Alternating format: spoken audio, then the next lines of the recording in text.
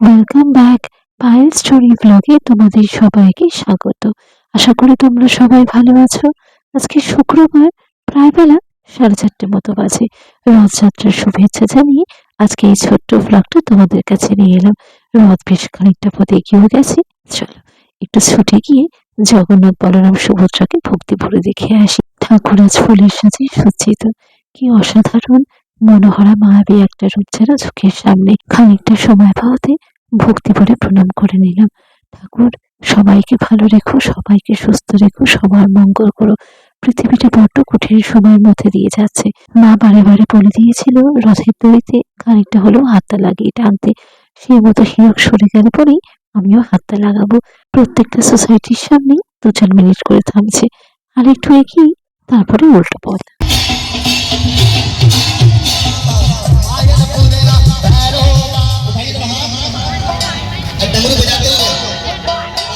পায়ে পায়ে চলার পথেও কিন্তু হাতে হাতে এই প্রসাদের থালাটা দিয়ে ঘুরে চলেছে। যে যার মতো করে একবারই প্রসাদ তুলে নিচ্ছে। সত্যি এ তো অমৃত সমান। ঠাকুরের করুণা দাক্ষিণ্য যেন এই পৃথিবীতে সর্বত্র বিরাজমান হয়।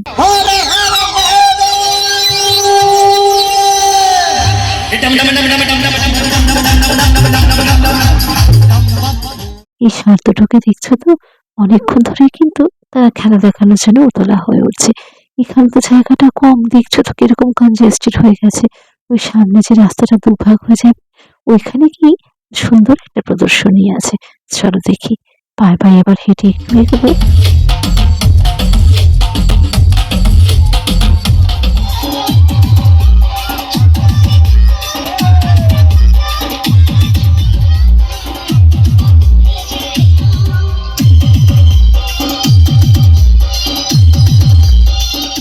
এই আজকের দিনটা এলে পরেই না সেই ছোটবেলার কথা মনে পড়ে যায়। মা বাবা ভাই আমি 4 জন মিলে হেঁটে হেঁটে রথের মেলায় ঘুরতে যেতাম। আর এই দিন তো স্কুলটা ছুটি থাকতো, একটু সকাল সকালই বেরিয়ে পড়তাম। আর সেই সঙ্গে হরেক রকমের পাঁপড় ভাজা, গজা, কাঠি ভাজা, জিলিপি, কত কিছু যে খেতে খেতে রাস্তাটা যেতাম। সত্যি এই এক একটা মুহূর্তে যেন কত পুরনো ছবি মনে পড়ে যায়। আমাদের জি মহারাজ কি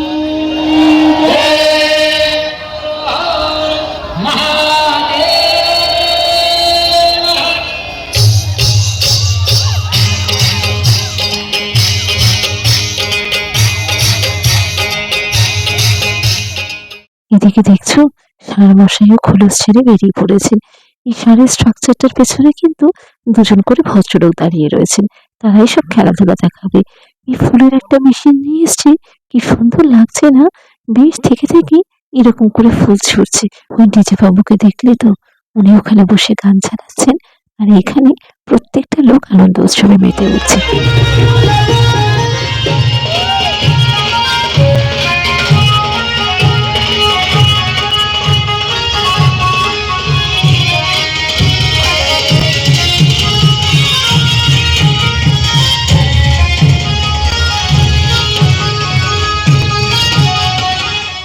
তোমাদেরকে বলছিলাম না সুন্দর একটা প্রদর্শনী রয়েছে, এটাই হচ্ছে সেইটা। এই ভদ্রলোক যে দেখছো লাঠি হাতে, উনি হচ্ছে এই ষাঁড় দুটোর মাস্টার। আর উনি কি করেন, এক একজনকে যে বিরক্ত করতে আসে তখন তাকে মারধর করে। সেই জন্য এই দুটো ষাঁড় পুরো অতিষ্ঠ হয়ে গেছে। ওই দেখো না, শেষ অব্দি কি হয় তখনই মজাটা দেখতে পারবে। 2জন ষাঁড় মারামারি করছে, আর ওই যিনি মাস্টার উনি চেষ্টা করছেন ছাড়াতে। দুজনেই রেগে গেছে, দেখো না। তাকে আবার কালো ষাঁড়টা ধরে ধরে কেমন ঘুরিয়ে দিচ্ছে। ভারী মজাদার। এবার উল্টো পথে ফিরছি, ওই মোড়ের মাথা অব্দি হেঁটে যেতে হবে। তবে জানি না কতক্ষণ থাকতে পারবো। তোমাদেরকে আগের ব্লগে বলছিলাম না যে ওয়াশিং মেশিনটা খারাপ হয়ে গেছে। সেই মতো একজন মেকানিককে ডাকা হয়েছিল যদি সারাই করা যায়। তবে সে যা দেখে বললো যে এ তো প্রায় সবই খারাপ, সারাই করতে গেলে প্রায় 5-6 হাজার টাকা লেগে যাবে। সেই পথে আর পা না বাড়িয়ে ওই একটা খুব সামান্য টাকায় ছোট্ট মতো ওয়াশিং মেশিন অর্ডার করেছিলাম। ওটাই এখন ডেলিভারি দিতে আসবে, সেই মতো ফোন করেছিল। হিরক অনেকক্ষণ ধরে তককে তককে ছিল, একটু ফাঁকা হলে পরেই দড়িটা ধরে টানবে। সত্যি মা সবার মঙ্গল করো, সবাইকে ভালো রেখো ঠাকুর। আবার একটা বছরের অপেক্ষা। পায়ে পায়ে আমরা এবার বাড়ির দিকে এগোই।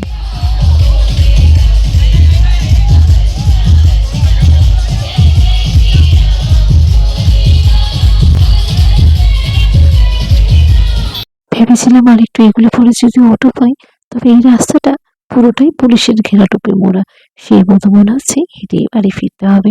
৬টা মতো বাজে, এখন বাড়ি ঢুকছি।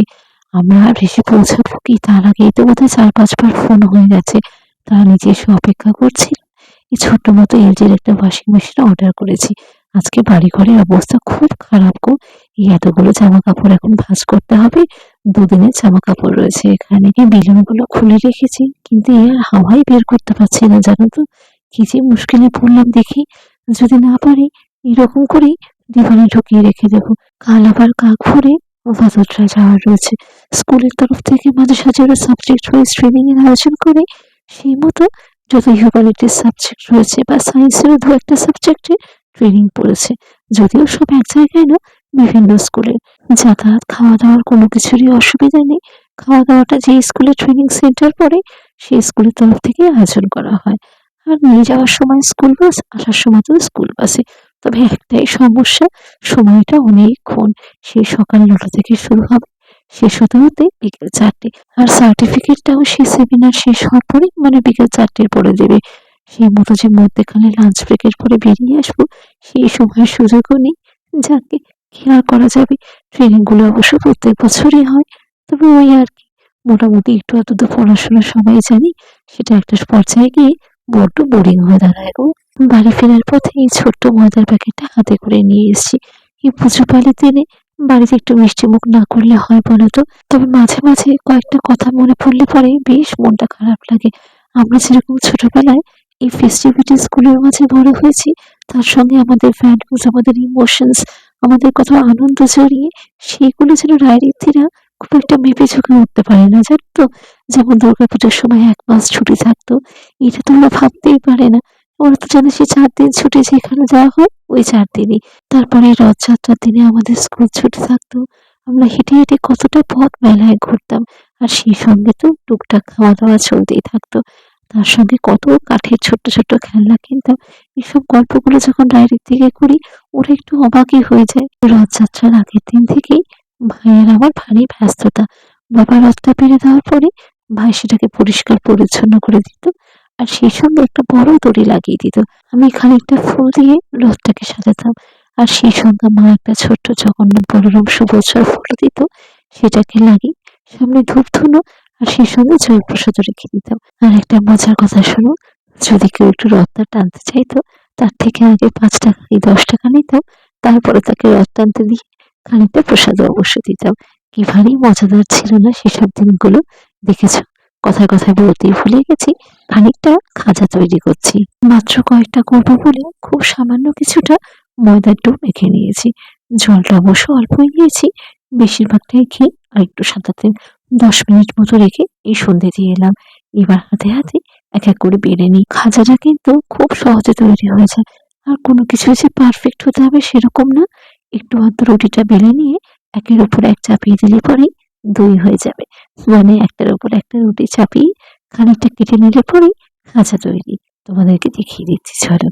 এই ময়দাটা যে মেখে রেখেছি, এবার এর থেকে ছোট্ট করে কতগুলো লেচি কেটে নেব। সেটাও যে খুব একটা সমান আকারে হতে হবে বা একদম ঠিকঠাক গোল না হলে পরেও চলবে। এই ছোট্ট লেচিগুলো এবার লুচির আকারে বেলে নেব। তবে খেয়াল রাখতে হবে সেগুলো যেন একদম পাতলা হয়। এই ছোট্ট রুটিগুলো কিন্তু ময়দা দিয়ে বেলতে হবে। ঘি বা তেল দিয়ে বেললে পরে কিন্তু সে আবার অন্য সমস্যা হয়ে যাবে। একটা ছোট্ট করে বেলে নিয়েছি, তোমাদেরকে একটু দেখিয়ে দিই। এই সাইডটা দেখেছো তো, একদম এরকম পাতলা ফিনফিনে হবে। এর উপরে খুব সামান্য পরিমাণে ময়দার গুঁড়ো একটু ডাস্ট করে দেব। আর তার সঙ্গে একটু ঘি দিয়ে ব্রাশ করে দেব, যাতে যখন আরেকটা রুটি এর উপরে দেব, সেটা যেন একেবারে এঁটে থাকে। এই খাজাটাও কিন্তু আমার মার থেকেই শেখা।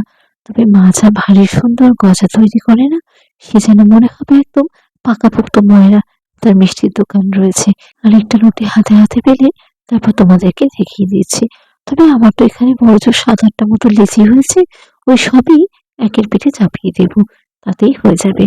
আর এই যে করতে খুব একটা বেশিক্ষণ সময় লাগে তাও না, ওই যেটুকু বেলতে সময়। এই রুটিটাকেও একদম পাতলা ফিনফিনে ভাবে তৈরি করে নিয়েছি। এই যে প্রথম রুটিটার উপরে যে ময়দা আর ঘি মাখিয়ে রেখেছিলাম, তার উপরে এটা চাপিয়ে দিলাম। এতেও খানিকটা ময়দা আর ঘি ব্রাশ করে দেবো। আর তারপরে আরেকটা রুটি চাপিয়ে দেবো। মাঝে সাঝে দু একটা কমেন্ট যখন চোখে পড়ে দেখি, অনেকেই জিজ্ঞেস করো আমার নাম কি বা আমি কোথায় থাকি। আমার নাম পায়েল, পায়েল বসু।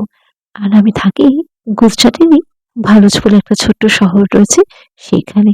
আমাদের এই শহরটা একদিকে ভদোদরা, একদিকে সুরাট। আমরা একদম মধ্যেখানে। এটাকে ইন্ডাস্ট্রিয়াল হাবও বলতে পারো। গুজরাটে আমরা থাকি আমার হাজবেন্ডের চাকরির সূত্রে। তবে এখানে আমিও একটা স্কুলে চাকরি করি আর নিজেদের একটা ছোট্ট ফ্ল্যাটও কিনেছি। সেই রকম করে মনে হয় না আর ওয়েস্ট বেঙ্গলে কোনোদিনও ফেরা হবে। এখন দেখা যাক, ইচ্ছাও যে খুব একটা আছে তা না, তবে ওই আর কি, সবই তো সময় কথা বলবে। যেহেতু আমাদের এই শহরটা একটা ইন্ডাস্ট্রিয়াল হাব, সেই মতো মোটামুটি ইন্ডিয়া যত রাজ্য রয়েছে খুঁজলে পরে তার রেসিডেন্ট কোথাও না কোথাও ঠিক পাওয়া যাবে। আমাদের এই সোসাইটিতে দেখো না, তামিল, তেলেগু, মারাঠি, ওড়িয়া, বাঙালি, হেন কোনো রাজ্য থেকে লোক নেই যে বোধহয় খুঁজলে পরে পাওয়া যাবে না। সেই মতো কি একটা কসমোপলিটন কালচারও গড়ে উঠেছে। আর আমাদের এখানে তো খুব সুন্দর একটা বেঙ্গলি অ্যাসোসিয়েশনও রয়েছে।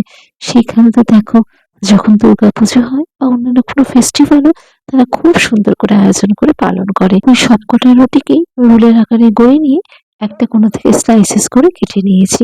আর সেগুলোকে খুব পাতলা ফিনফিনে করে বেলে নেব। এরপরে ভাজতে বসিয়ে দেবো। তবে পুরোটাই কিন্তু একদম ডুবো তেলে ভাজতে হবে। বাবা সত্যি, যেমন তেল তেমন ঘি তেমন ময়দা, আবার এগুলোকে চিনির রসে ডুবাতে হবে। নেহাত না তৈরি করলে পরে রাজনীতি খাওয়া হবে না, সেই ভেবে আরো একটু উদ্যোগী হলাম। সত্যিই তো, আমরা ছোটবেলায় যে জিনিসগুলো পেয়ে এসেছি ওরা তো সেরকম করে খুব একটা কিছু পায় না। আর তার যে কতটা ফ্লেভার বা যে ভ্যালু সেগুলো বোঝে না। যাই হোক, খানিকটা আর কি দুধের স্বাদ ঘোলে মেটানোর মতো অবস্থা। ভেবেছি এর সঙ্গে খানিকটা পাঁপড়ও ভেজে দেবো। দেখি আগে এটা তো করি। তাও পড়াশোনার মাঝে রাজনীতিরও দিনটা কেটে যায়। তবে মাঝে মাঝে সবারই যেন মনে হয় একঘেয়ে বড্ড বোরিং হয়ে যায় জীবনটা। আসলে আমাদের এখানে তো সেরকম করে চেনা পরিচিতিও কেউ নেই। এই দিন কয়েক আগের ঘটনা, সেদিন একজনের বাড়িতে গেছিলাম সামান্য একটা কিছু দরকারের জন্য। ওইখানে আরো দুজন ভদ্রমহিলা ছিলেন। তারা আমাকে দেখে জিজ্ঞেস করছে যে তোমরা কি নতুন এসছো বা কোন ফ্ল্যাটে থাকো, কত নম্বরে থাকো। তা আমি যখন বললাম যে আমরা এখানে প্রায় 4.5 বছর কি 5 বছরই হতে চললো হয়তো রয়েছি, সে তো একে অপরের দিকে মুখ চাওয়াচাই করছে। তারপরে আবার জিজ্ঞেস করলো তোমরা কি রেন্টে থাকো। যখন আমি বললাম যে আমাদেরই ফ্ল্যাট, সে তখন বিস্ময় প্রকাশ করবে না তখন আমাকে কিছু রিপ্লাই করবে, সে আর বুঝেই উঠতে পারছে না। সুতরাং বুঝতেই পেরেছো তো, আমাকে এখানে যে কেউ খুব একটা চেনে তাও না। তাও এখন খানিকটা স্কুলে যাতায়াত করতে করতে কিছু মানুষ হলেও চিনেছে। খাঁচাগুলো ভেজে নিয়েছি, তবে এক আধটা যেন ভাজার পরে সে দোকানের মতোই লাগছে দেখতে। আমার যে কি আনন্দ হচ্ছে জানো তো। এবার চিনির রসটা ঝটপট তৈরি করে নিই। 1 কাপ জলের মধ্যে 3-4টে এলাচ, আর সেই সঙ্গে খানিকটা লেবুর রস আর একটু ফুড কালার। তবে আমি চিনির বদলে খানিকটা মিষ্টি দিয়েছি। অনেকদিন ধরে ওগুলো পড়েই ছিল। ভালো করে ফুটে উঠলে পরে ভাজা খাজাগুলো এর মধ্যে দিয়ে ওই 5-7 মিনিট মতো রেখে দেবো। আর আজকের ভিডিওটাও এই অবধি। সবাই ভালো থেকো, সাবধানে থেকো, সুস্থ থেকো। অবশ্যই কিন্তু জানিও কেমন লাগলো। টাটা।